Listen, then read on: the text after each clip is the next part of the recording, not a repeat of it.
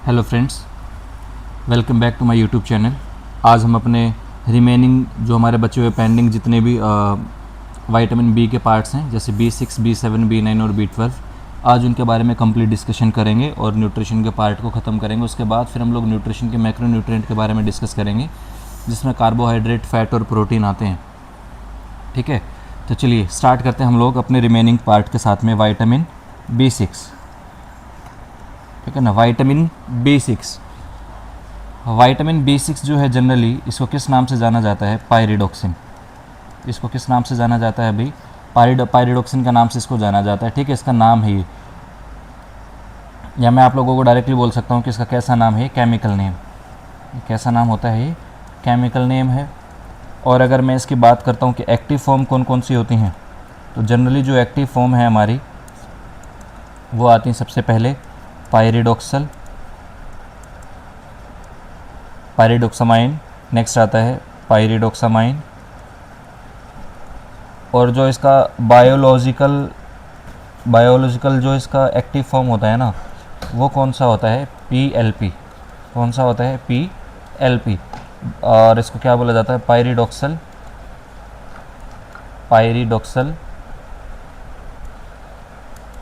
5-फॉस्फेट, ये इसका active form होता है। ठीक है, ध्यान रखना आप लोग। और ये कैसा विटामिन है? वाटर सोल्यूबल विटामिन है ये, वाटर सोल्यूबल विटामिन। ये आप लोग जनरली याद रखोगे, क्वेश्चन मार्क। ठीक है, अब हम इसके बारे में डिस्कस करते हैं कि इसकी डिस्कवरी कब हुई है। इसकी डिस्कवरी कब हुई थी? तो जनरली होता क्या है, मैंने आप लोगों को पहले लिखवा चुका हूँ कि इसकी डिस्कवरी कब हुई है। तो हम इसका डिस्कस करते हैं कि इसको डिस्कवर किया गया था 1934 में। 1934 में इसको डिस्कवर किया गया था। और किसने किया था इसको? किसने किया था? पॉल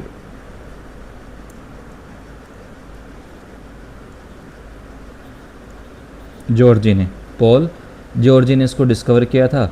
ठीक है, इसने डिस्कवर किया था कि ये कैसी है, ये वाटर सोल्यूबल विटामिन है और ये प्रिवेंट करती है किसको? डर्मेटाइटिस को। किसको प्रिवेंट करती है? डर्मेटाइटिस को। और किस में प्रिवेंट करती थी ये डर्मेटाइटिस को? रैट में। ये आप लोग क्वेश्चन मार्क रख लेना। आपको पहले याद रखना है कि डर्मेटाइटिस को पहले किस में प्रिवेंट करते हुए देखा गया? रैट में। ठीक है ना। फिर अगर मैं डिस्कस करूं कि ना 1934 के बाद फिर एक ईयर आता है 1938, जहां पर क्या किया गया था? इसका केमिकल स्ट्रक्चर दिया गया था। ठीक है ना, क्या किया गया था? इसका केमिकल स्ट्रक्चर दिया गया था। फिर 1939 में, ठीक है ना, इसको सिंथेसाइज किया गया और क्या नाम दे दिया गया इसको? Named pyridoxine. चलिए, ये क्या हो गया? इसका डिस्कवरी के बारे में था। ठीक है ना। अब हम इसके रिमेनिंग पार्ट्स के बारे में पढ़ेंगे कि इसके सोर्सेज क्या क्या हैं। इसके सोर्सेज क्या क्या हैं? फिर से अगर मैं बात करता हूँ तो पहला पार्ट इसका वही एनिमल पार्ट माना जाता है कि एनिमल सोर्स क्या है। और नेक्स्ट आता है किसका? एनिमल और प्लांट सोर्स क्या है। तो एनिमल में सिर्फ सेम वही रहता है सबका। ठीक है ना। देखो, एनिमल में क्या आता है? Chicken, fish, liver. चिकन आता है, फिश आता है, वही सैल्मन और टूना जो मैंने पिछली क्लास में डिस्कस किया था। फिर लीवर, एग्स एंड मिल्क। ठीक है ना। उसके बाद प्लांट सोर्सेज में सबसे पहले आप लोग लिखोगे बनाना, उसके बाद में पोटैटोज़। ठीक है, उसके अलावा नट्स में क्या क्या आता है? जनरली वही वॉलनट्स, पीनट्स।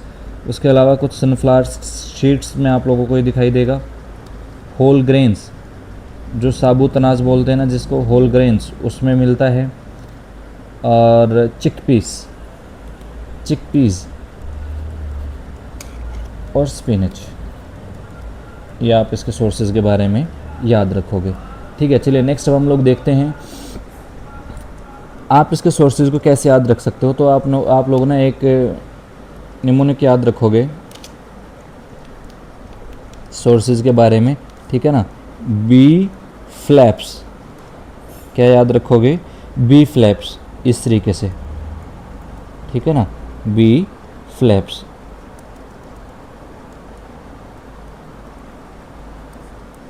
बी से क्या है? बनाना। एफ से क्या है, fish, L flaps, sorry L रह गया है, एल से क्या है, लीवर, ए से क्या है, एनिमल फूड, ठीक है ना, आप लोग ये याद रख सकते हो। पी से क्या है, पोटैटोज़, और एस से क्या है भाई, सीड्स एंड स्पिनच, ये आप लोग याद रखोगे, ठीक है। Now comes with RDA, recommended dietary allowances क्या क्या हैं, ठीक है ना। तो अगर मैं बात करूँ मैन की और वुमेन, दोनों को अलग अलग कैटेगराइज करेंगे। यहाँ पर भी एज कितनी रहेगी, 19 ईयर्स से लेकर के 40 ईयर्स तक, और यहाँ पर भी एज कितनी रहती है, 90 टू 40 ईयर।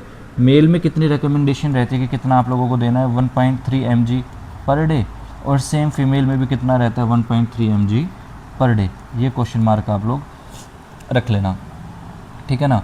बात करते हैं प्रेगनेंसी में। प्रेगनेंसी में इसकी रिक्वायरमेंट कैसी हो जाती है, इंक्रीज्ड, इसकी रिक्वायरमेंट कैसी होती है, इंक्रीज हो जाएगी, ठीक है। कितनी हो जाती है, 1.9 mg पर डे। और जो लैक्टेटिंग मदर हैं, ये लैक्टेशनल पीरियड जो है up to 6 month after the delivery of that particular foetus, तो लैक्टेशनल मदर जो हैं उनमें कितनी इसकी रिक्वायरमेंट रहती है, वो रहती है आप लोगों की 2.0 mg पर डे। तो सबसे ज़्यादा रिक्वायरमेंट कहाँ पर दिखाई देगी आप लोगों को, लैक्टेटिंग मदर्स में, ठीक है ना। चलिए अब इसके बारे में थोड़ा सा हम लोग पढ़ेंगे वापस से। ये हमारा RDA हो गया। इसके फंक्शन के बारे में हम थोड़ा सा डिस्कस कर लेंगे अब, कि विटामिन B6 के फंक्शन क्या हैं। सबसे पहले तो फिर से वही आप लोगों को सेम B3 और B2 और B5 के जैसा देखना है कि कोएंजाइम है ये फॉर द मेटाबॉलिज्म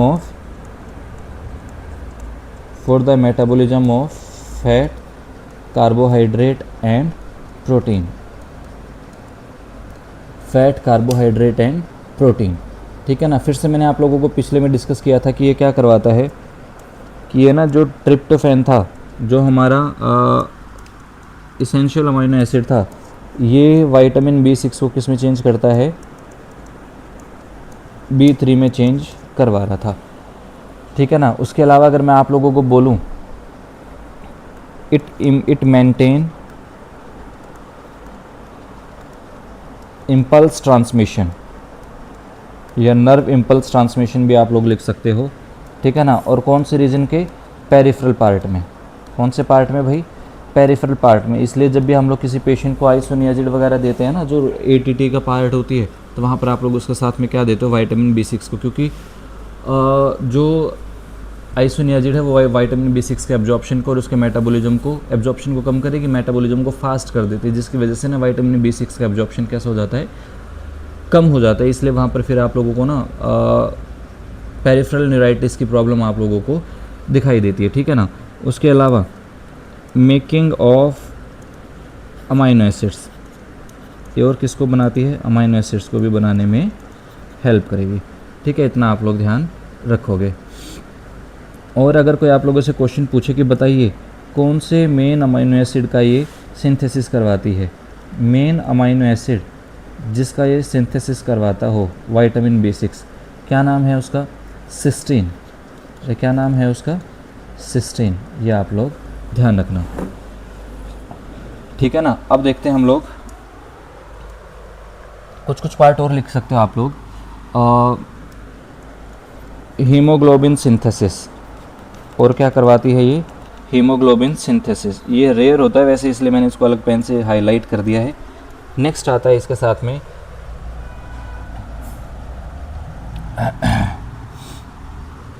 और यार ये ना एक और ज़रूरी चीज़ करवाता है, helps in the regulation of, ये भी आप लोग ध्यान रखना, helps in the regulation of homocysteine level, homocysteine level.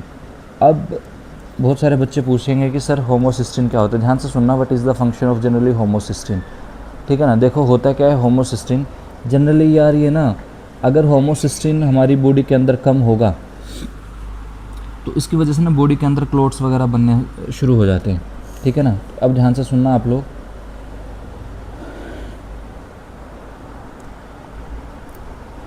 जो मैं अगर बोलूँ कि अगर डेफिशिएंसी हो जाए किसकी, विटामिन B6 की। तो ये क्या करवाता है, ध्यान से सुनना अब आप लोग, ये इसकी वजह से ना बॉडी में क्या हो जाता है, होमोसिस्टिनीमिया। क्या हो जाएगा बॉडी के अंदर, होमोसिस्टिनीमिया, ठीक है ना। जैसे ही ये प्रॉब्लम आएगी ना, होता क्या है, ये डायरेक्टली लिख सकते हो आप लोग, जो सिस्टीन है ना वो एबनॉर्मल हो जाएगा।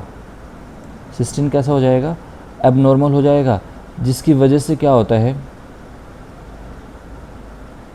डायरेक्टली बोल सकते हो, ये वहाँ पर ना फिर मेन पॉजिटिव एजेंट बन जाता है, main positive agent of coronary artery disease, ठीक है ना। किसका मेन पॉजिटिव एजेंट बन जाता है, कोरोनरी आर्टरीज डिजीज़ का, और जिसकी वजह से क्लोट्स इन ब्लड वेसल्स या थ्रोम्बस इन ब्लड वेसल्स ये बनना शुरू कर देंगे, ठीक है ना। और जिसकी वजह से क्या होता है, ध्यान से सुनना आप लोग, यहाँ पर फिर ना ये क्या करते हैं, डैमेज करेंगे, damage endothelium of blood vessels.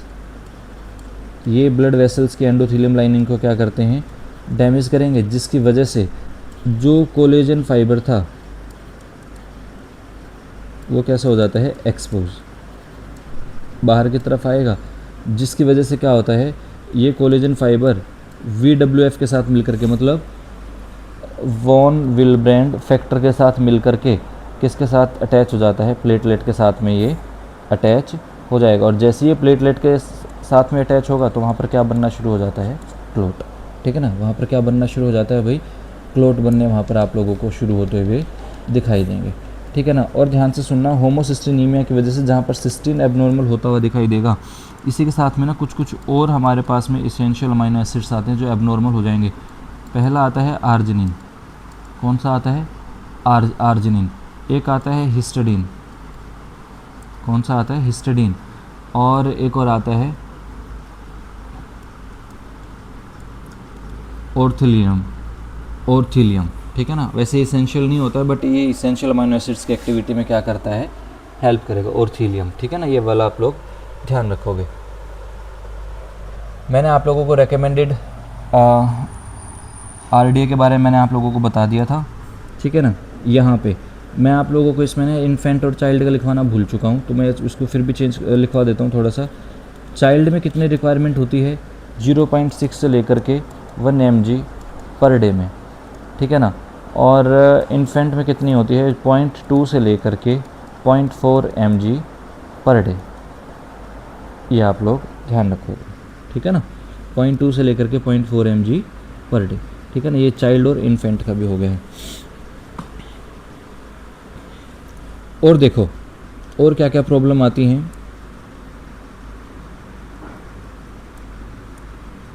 ये तो हमने देख लिया कि पहली प्रॉब्लम तो यही है कि डेफिशिएंसी ऑफ विटामिन B6 की वजह से होमोसिस्टिनीमिया हो जाता है, ठीक है ना। उसके अलावा कुछ कुछ प्रॉब्लम्स कैसे आती है, विटामिन B3 वाली भी आती है, क्योंकि अगर विटामिन B6 बॉडी के अंदर नहीं है तो विटामिन B3 का फॉर्मेशन वहाँ पर नहीं होता है, जिसकी वजह से क्या होता है, एंगुलर चिलाइटिस। सेम विटामिन B3 की डेफिशिएंसी वाली प्रॉब्लम्स वहाँ पर आप लोगों को दिखाई देंगी, ठीक है ना। एंगुलर चिलाइटिस, ग्लोसाइटिस मतलब इन्फ्लेमेशन ऑफ टंग, ठीक है ना, ग्लोसाइटिस, सुबोरिक डर्मेटाइटिस, पेरिफेरल न्यूरोपैथी। ये आप लोग सुबोरिक डर्मेटाइटिस लिखो ना लिखो बात ठीक है, बट फिर भी आप लोगों को ये ज़रूरी मेंशन करना है, पेरिफेरल न्यूराइटिस, ये आप लोग ध्यान रखोगे, ठीक है ना। उसके बाद कन्फ्यूजन, उसके बाद कन्फ्यूजन, उसके बाद आता है सीजर, क्योंकि और इम्पल्स ट्रांसमिशन को भी क्या करवाता है, इम्प्रूव करवाता है। और सबसे लास्ट में रेयर आप लोगों को क्या दिखाई देता है, माइक्रोसाइटिक एनीमिया। माइक्रोसाइटिक एनीमिया का मतलब क्या है, जहाँ पर RBCs का साइज़ कितने से कम दिखाई दे, लेस देन 7, बट कहीं कहीं पर ना यार आप लोगों को लेस देन 6.5 भी दिखाई देता है, ये आप लोग ध्यान रखना। फर्स्ट प्रायोरिटी आप लोग क्या लिखते हो, लेस देन 7, और सेकंड प्रायोरिटी क्या लिखते हो, लेस देन 6.5। ये RBCs का साइज़ होता है कि कितने से कम हो जाए, लेस देन 7 माइक्रोमीटर से अगर कम हो रहा है तो उसको आप लोग क्या बोल देते हो, माइक्रोसाइटिक एनीमिया, ठीक है ना। तो आप लोग एक आप ये ट्रिक भी याद रख सकते हो कि जो आप लोगों को B6 का जो, और अगर आप लोगों को याद रखना हो ना, निमोनिक के आप लोग और कैसे याद रख सकते हो कि इसकी वजह से कौन कौन सी प्रॉब्लम्स आप लोगों को दिखाई देती हैं, तो याद रखना NB2, क्या याद रखोगे, NB2, NB, इस N से क्या बनता है, न्यूरोपैथी, क्या बनता है इससे, न्यूरोपैथी, ठीक है ना। और इस B से क्या बनता है, एनीमिया, मतलब ब्लड में क्या दिखाई देगा आप लोगों को, एनीमिया का डिसऑर्डर दिखाई दे सकता है। और जो लास्ट वाला जो B बनता है, ये याद रखना आप लोग, ब्रेन, और ब्रेन में क्या दिखाई देगा आप लोगों को, सीजर, और उसके अलावा डिप्रेशन आप लोगों को उस पेशेंट में दिखाई दे सकता है, ठीक है। आप लोग एक ट्रिक याद रखोगे, NB2, ठीक है ना। और अगर मैं बात करूं कि अगर इसकी टॉक्सिसिटी ज़्यादा हो जाए, B6 की क्या हो जाए, टॉक्सिसिटी अगर ज़्यादा हो जाए, ठीक है ना, अगर टॉक्सिसिटी हो जाए तो क्या होगा कि अगर टॉक्सिसिटी और रिस्क का मतलब होता क्या है कि हम लोगों ने उसको, अब किसी पेशेंट को हाई डोज सप्लीमेंट्स देना शुरू कर दिया है, तो उसको जितना एब्जॉर्ब होना होगा वो उतने एब्जॉर्ब हो पाएगा, बाकी ब्लड में क्या करेगा, वो सर्कुलेट करना शुरू करेगा और एल्बुमिन के साथ में वो बाइंड होना शुरू कर देगा, ठीक है। तो सबसे पहले वहाँ पर आप लोगों को पेरिफेरल न्यूरोपैथी दिखाई देगी, ठीक है ना, पेरिफेरल न्यूरोपैथी दिखाई देगी वहाँ पर। तो आप लोगों को ऐसा टिंगलिंग और नंबनेस वगैरह आप लोगों को हाथ पैरों में दिखाई दे सकती है। उसके अलावा अटैक्सिया, मैंने आप लोगों को पहले ही बोला था कि पेशेंट को क्या दिखाई देगा, कन्फ्यूज़न, पेशेंट को क्या दिखाई दे रहा है आप लोगों को यहाँ पर, कन्फ्यूज़न, ठीक है ना। तो अगर उस पेशेंट को कन्फ्यूज़न हो रही है तो वहाँ पर आप लोग क्या बोलोगे कि उसको अटैक्सिया दिखाई देगा, डिफ़िकल्टी इन वॉकिंग, ठीक है ना। ये हमारा किसके बारे में था, विटामिन B6 के बारे में था। अब हम शुरू करते हैं विटामिन B7 के बारे में, ठीक है ना। तो प्लीज़ थोड़ा सा ध्यान रखना आप लोग, विटामिन B7, चलिए, विटामिन B7 को हम लोग क्या बोलते हैं, बायोटिन। अरे विटामिन B7 को क्या बोलते हैं, बायोटिन। और इसी को हम लोग क्या बोलते हैं, also known as sulphur contain vitamin,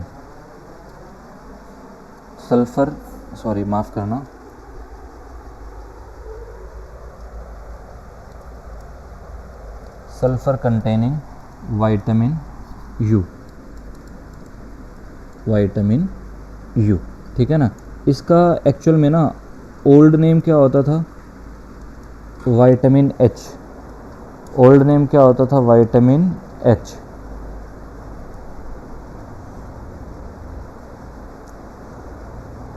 देखो इसके फंक्शन भी कैसे रहते हैं, सेम ही फंक्शन रहते हैं। It also act as coenzyme for metabolism of carbohydrate, fat and protein, ठीक है ना। इसका एक मेन फंक्शन आप लोग क्या लिखोगे, विटामिन B7 क्या करता है, मेंटेन हेयर फॉलिकल्स, किसको मेंटेन करता है, ये हेयर फॉलिकल्स को मेंटेन करता है,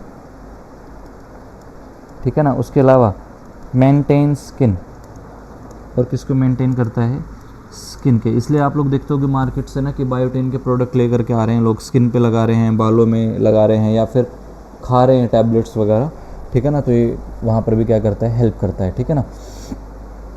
अब देखो, अगर मैं इसकी डेफिशिएंसी की अगर बात करूँ, इसके बारे में कुछ ज़्यादा हम लोगों को पढ़ना नहीं है, इसमें से क्वेश्चन बहुत रेयर पूछे जाते हैं।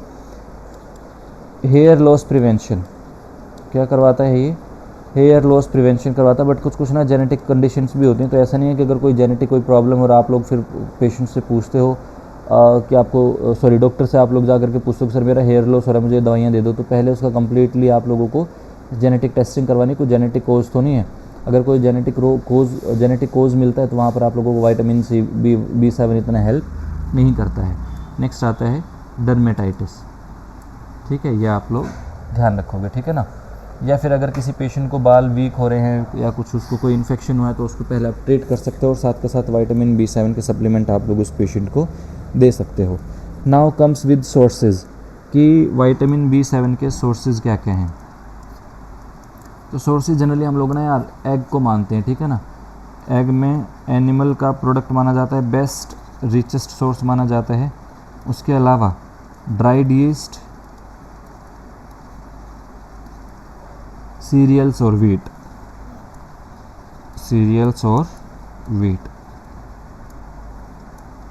ये इसके क्या हैं, सोर्सेज माने जाते हैं। अब हम थोड़ा सा ना डिस्कस कर लेते हैं यार, कुछ कुछ और विटामिन आते हैं, जैसे फॉर एग्जांपल विटामिन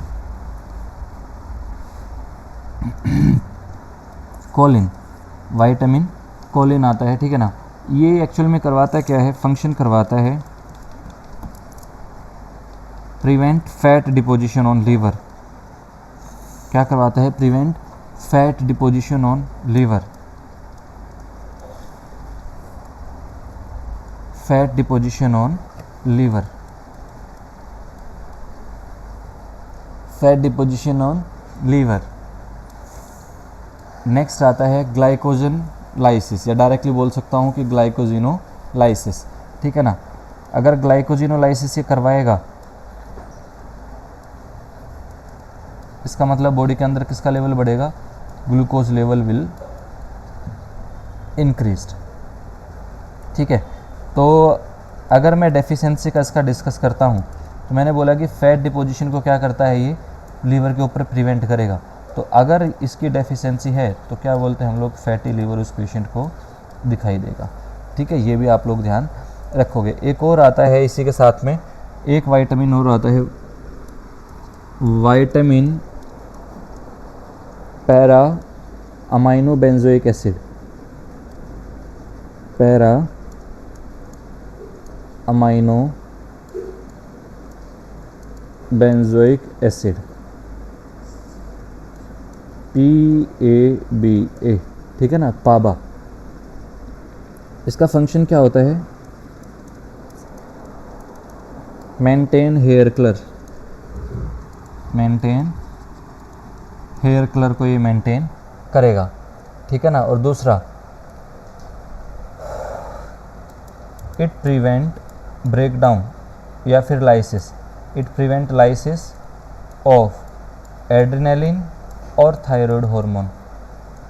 ये बहुत ज़रूरी पॉइंट है, ध्यान रखना कि ऐसा कौन सा विटामिन है या ऐसा कौन सा अमाइनो एसिड है जिसकी वजह से एड्रेनलिन और थायराइड हार्मोन का ब्रेकडाउन प्रिवेंट होगा, या वो उसको बचा के रखती है, ठीक है ना। ध्यान रखना आप लोग इसको। नेक्स्ट अब मैं डिस्कस करता हूँ, बहुत सारे लोग पूछते हैं कि ऐसी क्या प्रॉब्लम है जिसकी वजह से बाल सफ़ेद हो जाते हैं, ठीक है ना। तो डेफिशिएंसी अगर इसकी हो रही है, किसकी, decreased vitamin para amino benzoic acid, ठीक है ना। अगर इसकी डेफिशिएंसी हो रही है तो सबसे पहले क्या आते हैं, ग्रे हेयर्स, ठीक है ना, सफ़ेद बाल हो जाते हैं। दूसरा,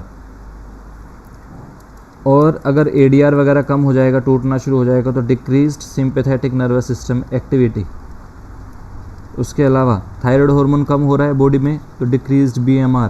अगर BMR कम हो रहा है तब पेशेंट कैसा हो जाएगा, ओबीज, मोटा होना शुरू हो जाएगा, ठीक है ना। कोल्ड सेंसिटिव हो जाएगा पेशेंट, ठीक है ना। लेथार्जिक हो जाएगा, कैसा हो जाएगा, और लेथार्जिक, ठीक है ना। ये आप लोग याद रखोगे, ठीक है ना। नेक्स्ट एक और आता है हमारे पास में,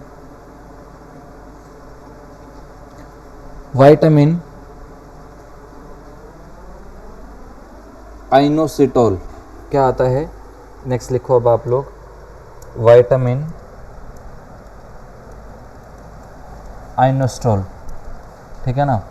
ये क्या करवाता है यार, ये ना, ये ठीक है बट इतना डेफिशिएंसी मिलती नहीं है, बट फिर भी अगर इसके फंक्शन के बारे में मैं डिस्कस करूँ ना, तो होता क्या है जनरली, ये ना यार मेंटेन आई फॉलिकल्स, किसको मेंटेन करता है, जो हमारी आई लेसिस होती है ना, उनके फॉलिकल्स को क्या करता है, मेंटेन करवाने का काम करेगा, ठीक है ना। और ये क्या करवाता है, transmit cardiac impulse, transmit cardiac impulses. और एक इम्पोर्टेंट पॉइंट याद रखना यार, जो अपर लेसिस होती है ना, ठीक है ना, लेसिस जो होती हैं वो कितनी होती हैं, 100 से 120, और जो लोअर लेसिस होती हैं ना, वो कितनी होती हैं, 50 से 70। लोअर वाली कितनी होती हैं, 50 से 70 होती हैं, आप लोग ध्यान रखोगे। और अगर मैं बोलूँ आप लोगों को डेफिशिएंसी का, loss of here in I laces, ठीक है ना, ये आप लोग लिख सकते हो।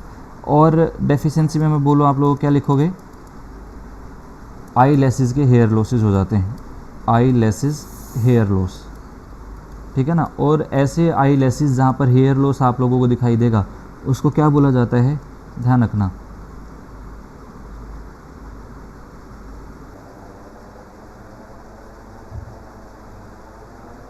Spectacled eyes, spectacled eyes, SPECTECLED, spectacled eyes, ठीक है ना। और दूसरी बात ध्यान रखना, मैंने आप लोगों को बोला था कि यार ये ना इम्पल्स ट्रांसमिट करवाता है कार्डियक इम्पल्स को, सॉरी ट्रांसमिट करता है कार्डियक इम्पल्सिस का।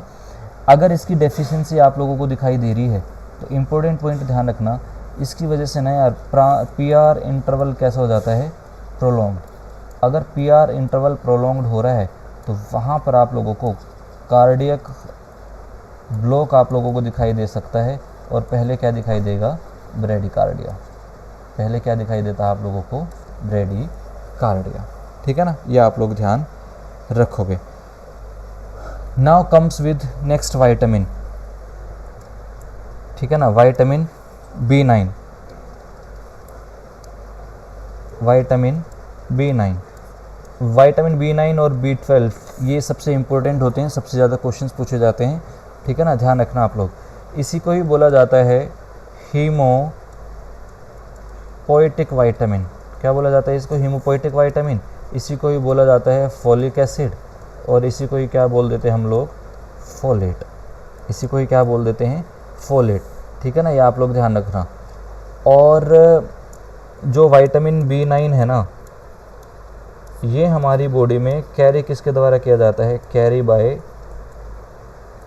क्रोमोसोम नंबर 21, क्रोमोसोम नंबर 21, ठीक है ना। अब ध्यान से सुनते हैं फंक्शन के बारे में, अब ध्यान से सुनेंगे इसके फंक्शन के बारे में। ये आप लोग ध्यान से सुन लेना भाई, कन्फ्यूजन नहीं होनी चाहिए यहाँ पे, ठीक है ना। देखो अब के बारे में डिस्कस करेंगे, ठीक है ना।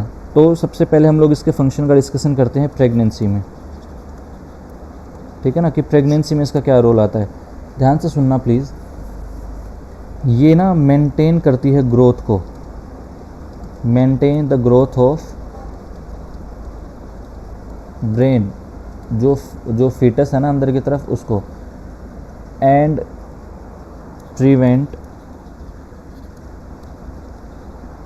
Neural tube defect. या मैं डायरेक्टली बोल सकता हूँ, it helps in complete fusion of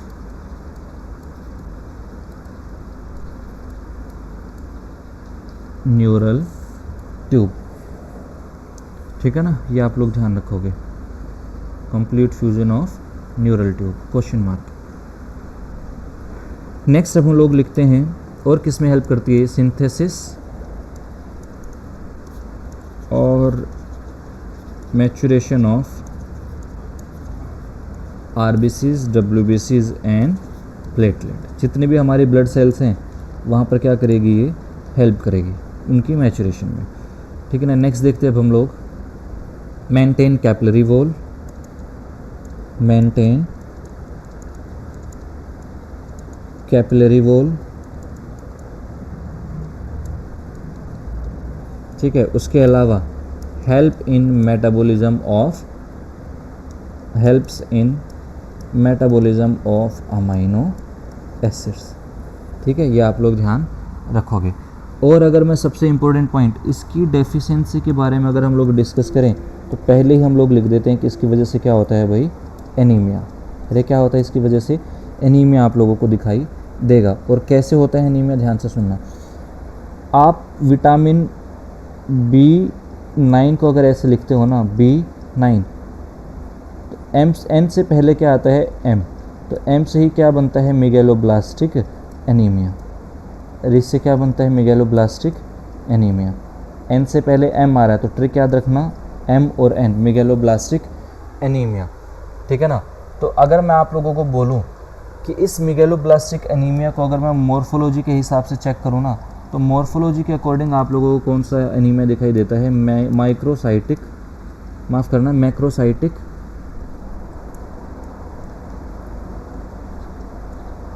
macrocytic hypochromic anaemia, hypochromic anaemia, ये आप लोग ध्यान रखना, ठीक है ना। मैक्रो का मतलब क्या होता है, यहाँ पर ना आप लोगों को लार्ज साइज ऑफ आरबीसीज दिखाई देंगे, ठीक है ना।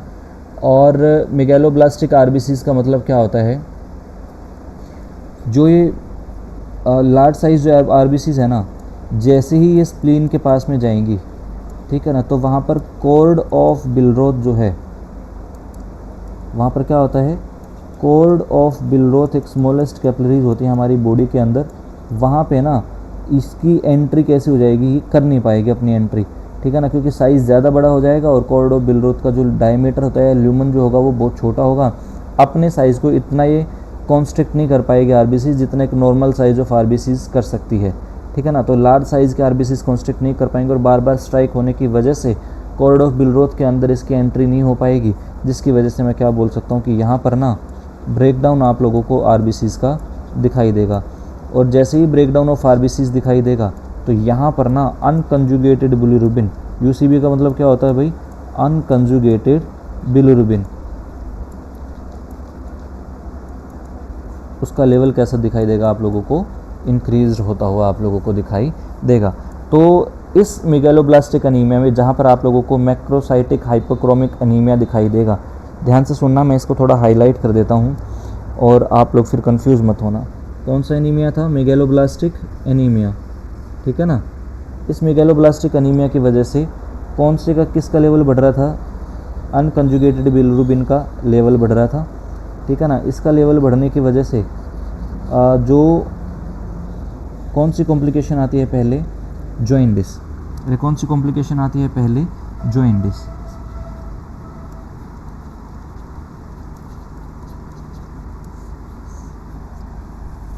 ये आप लोग इतना ध्यान रखोगे, ठीक है ना।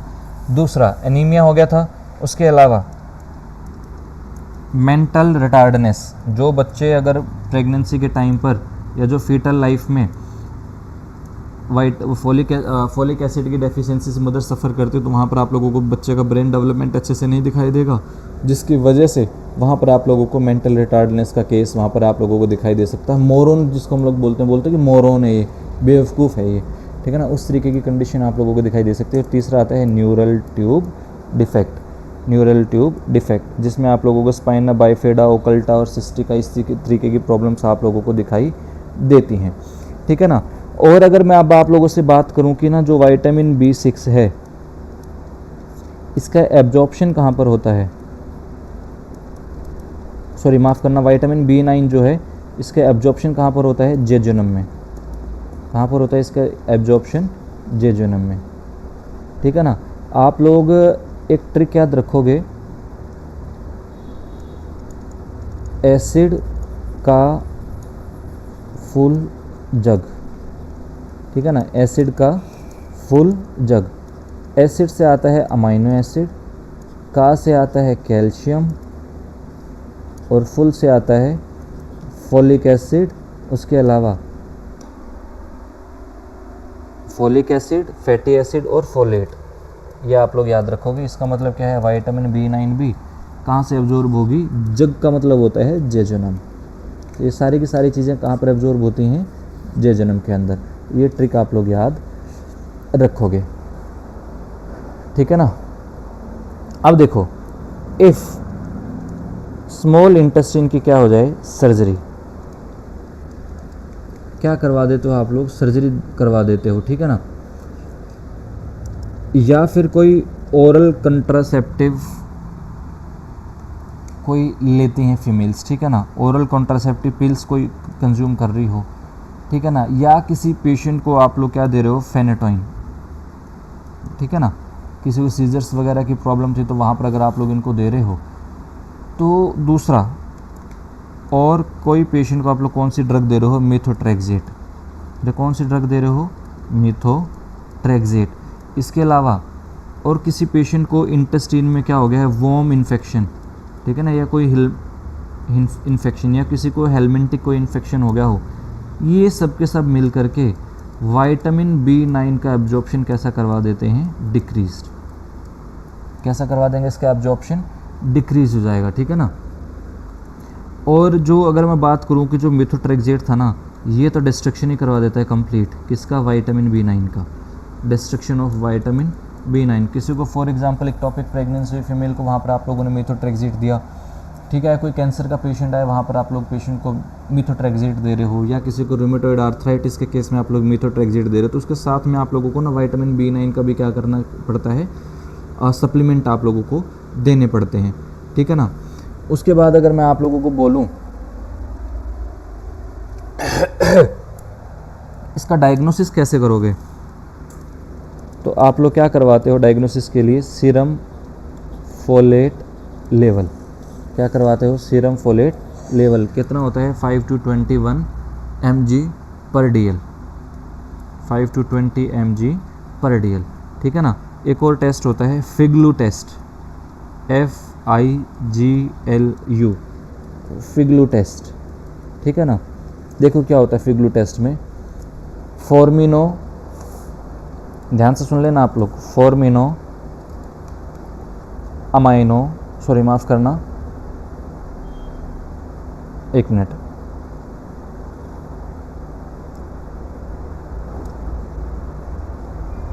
ये जो आई मैंने लिखा है ना, यहीं से आप लोग ध्यान रखोगे क्या है, ये वाला आई है ये, ठीक है ना। फॉर्मिनो अमाइनो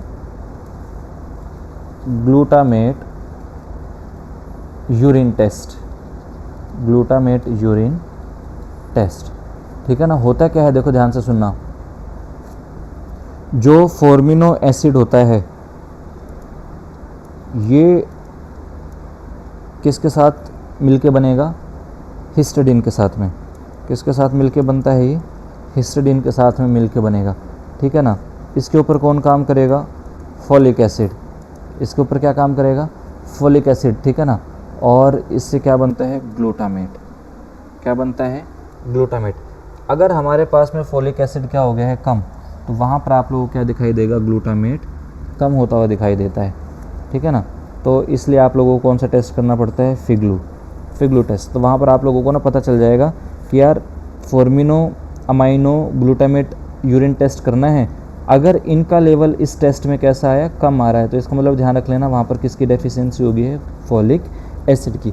अगर ये फॉलिक एसिड होता तो फॉर्मिनो अमाइनो ग्लूटामेट जो टेस्ट आप लोग कर रहे थे, तो वहाँ पर आप लोगों को ग्लूटामेट का भी लेवल और फॉर्मिनो एसिड का भी लेवल, दोनों के दोनों कैसे दिखाई देते हैं आप लोगों को, इंक्रीज्ड या फिर नॉर्मल, ठीक है ना। तो अगर मैं आप लोगों को बोलूं कि भाई फॉर्मिनो एसिड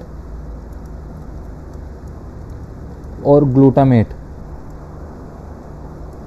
या तो दोनों नॉर्मल हैं या फिर इंक्रीज्ड हैं, ठीक है ना, तो इसका मतलब वहाँ पर फॉलिक एसिड भी कैसा है, नॉर्मल वैल्यूज़ में है, ठीक है। और अगर दोनों के लेवल कम हो गए तो सीधी सी बात है कि विटामिन B9 का लेवल भी कैसा है, वहाँ पर डिक्रीज हो गया है, और इसकी क्या होगी, वहाँ पर डेफिशिएंसी आप लोगों को दिखाई देगी। अब मैं बात करता हूँ सोर्सेज की, ठीक है ना, कि सोर्सेज कैसे कैसे होते हैं। फिर से वही हम लोग डिस्कस करेंगे। एनिमल सोर्सेज में फ़िश, मीट और एग क्या आता है, फ़िश, मीट और एग। एयर इस कंडीशन में ध्यान रखना, विटामिन B9 की कंडीशन में रिचेस्ट सोर्स क्या माना जाता है, एनिमल। और अब फिर से अगर हम लोग प्लांट बेस्ड डाइट की बात करते हैं, तो प्लांट से मिलने वाली डाइट में आप लोगों को क्या क्या ध्यान रखना है, green leafy vegetables, green leafy vegetables जिसमें स्पिनच वगैरह आती हैं, ठीक है, कैप्सिकम वगैरह आ सकती है, चिल्लीज़ भी आती हैं, मिर्चें वगैरह जो होती हैं, ग्रीन चिली जो होती हैं, ठीक है ना। उसके अलावा ड्राई फ्रूट्स जिसमें आलमंड्स, वॉलनट, ये सब आते हैं, ठीक है। तीसरा पॉइंट आता है हमारे पास में फ्रूट्स में बनाना, ऑरेंज और मैंगो, ठीक है ना। ये आप लोग इतना ध्यान रखोगे। तो ये हमारा किसके बारे में डिस्कशन था, विटामिन B9 के बारे में। तो जनरली ना विटामिन B9 क्या है, एक इम्पोर्टेंट विटामिन है जो जनरली प्रेगनेंसी से लेकर के न्यूबॉर्न बेबी तक को हेल्प करता है, ठीक है ना। ये आप लोग इतना ध्यान रखोगे इसके बारे में। अब इसके बारे में हम लोग पढ़ते हैं रेकमेंडेड डाइटरी अलाउंसेस, ठीक है ना, या रेकमेंडेड डेली अलाउंसेस क्या क्या होता है, ठीक है। अब देखो आप लोग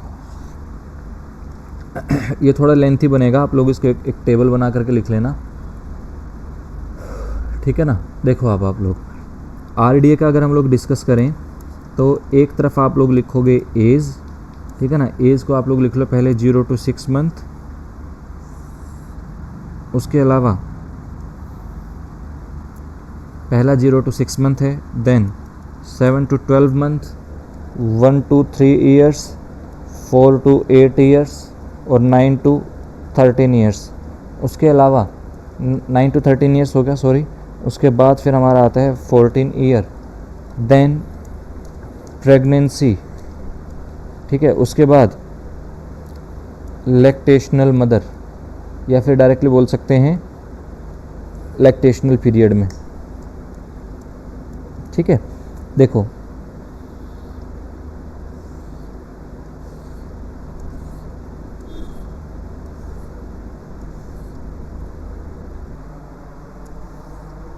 यहाँ पर आप लोग लिखोगे रेकमेंडेड डेली अलाउंसेस, ठीक है ना। और यार ये किस में होता है, माइक्रोग्राम पर डे में होता है।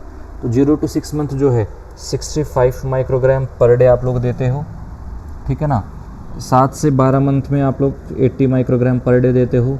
1 से 3 साल में 150 माइक्रोग्राम पर डे देते हो। और 4 to 8 ईयर्स में आप लोग 200 माइक्रोग्राम दोगे, देन 300 माइक्रोग्राम। 9 to 13 में, 14 ईयर्स में मेल हो या फीमेल हो, दोनों में आप लोग क्या देते हो, 400 माइक्रोग्राम। प्रेगनेंसी में ना यार ये बढ़ जाता है, ठीक है ना, 600 माइक्रोग्राम हो जाता है। और फिर से लैक्टेशनल पीरियड में इसको थोड़ा सा आप लोग वैल्यू को क्या कर दोगे, कम कर देते हो, ठीक है ना। इतना आप लोग याद रखोगे। अगर फिर भी मैं आप लोगों को डायरेक्टली बोलूँ, अडल्ट जो होते हैं हमारे, अडल्ट पर्सन जो होता है उसमें रेकमेंडेड डाइटरी अलाउंस या डेली अलाउंसेस कितना होता है, 400 माइक्रोग्राम पर डे, ठीक है ना। उसके बाद प्रेगनेंसी उसका हो गया है, ठीक है ना। आप लोगों को अगर एक निमोनिक्स याद रखना हो तो कैसे याद रखोगे कि अडल्ट में, प्रेगनेंसी में और लैक्टेशन में कैसे कैसे रिक्वायरमेंट आप लोग इसकी कंप्लीट करते हो। तो रूल ऑफ 4-6-5 ऐसे याद रखोगे। अडल्ट में 400 माइक्रोग्राम पर डे था, प्रेगनेंसी में 600 माइक्रोग्राम पर डे था, और लैक्टेशनल पीरियड में आप लोग क्या देते हो, 500 माइक्रोग्राम पर डे, ठीक है ना। इस तरीके से हम लोग क्या करते हैं, इसके रेकमेंडेड डेली अलाउंसेस को डिसाइड करते हैं, ठीक है ना। ये आप लोग ध्यान रखना। प्रेगनेंसी में इसलिए ज़्यादा होता है क्योंकि वहाँ पर ना फीटल लाइफ को भी क्या करना होता है, सपोर्ट करना होता है। फिर फीटल जो ग्रो करता है अंदर की तरफ, फीटस या एम्ब्रियोनिक लाइफ में न्यूरल ट्यूब के डिफेक्ट को प्रिवेंट करना और ब्रेन ग्रोथ को भी हमें मेंटेन करके चलना होता है, ठीक है ना। तो यही था हमारे आज का टॉपिक, ठीक है ना। हम लोगों ने इसमें विटामिन B6, B7 और B9 के बारे में हम लोगों ने डिस्कस किया है, ठीक है ना। आई होप कि आप लोगों को इतना अच्छे से समझ में आया होगा। बाकी कल जो हमारा जो नेक्स्ट पार्ट जो आएगा वो सिर्फ B12 का रह जाएगा, और B12 के साथ में हम लोग